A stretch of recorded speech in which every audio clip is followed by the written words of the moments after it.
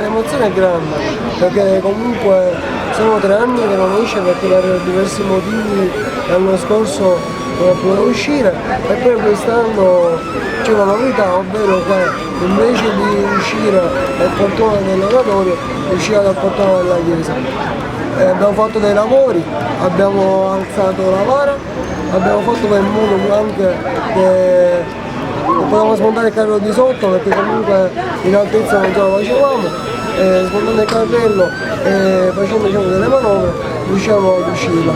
E questo è Sandro che è il caporale della manovra, che guiderà una squadra di circa una dozzina di ragazzi che porteranno la Madonna in tutto il percorso.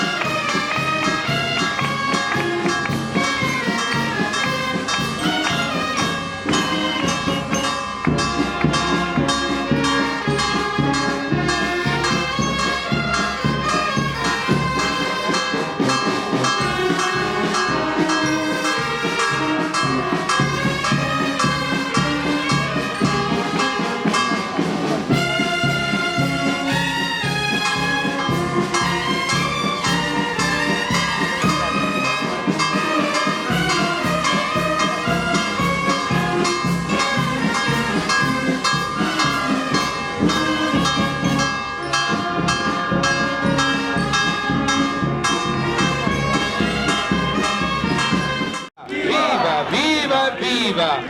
La terza volta 3 volte. Musica si dice, no? Musica. Procediamo lentamente.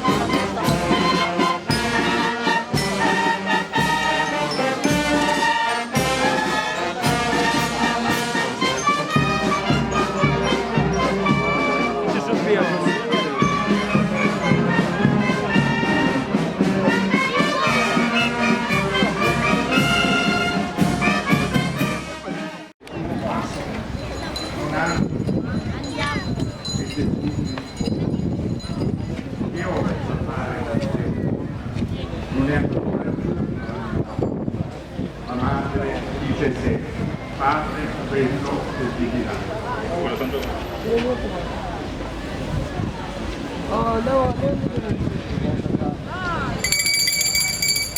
Imitando la fretta di Maria nell'andare in aiuto di Elisabetta. Madre nostra Maria, o preservata in...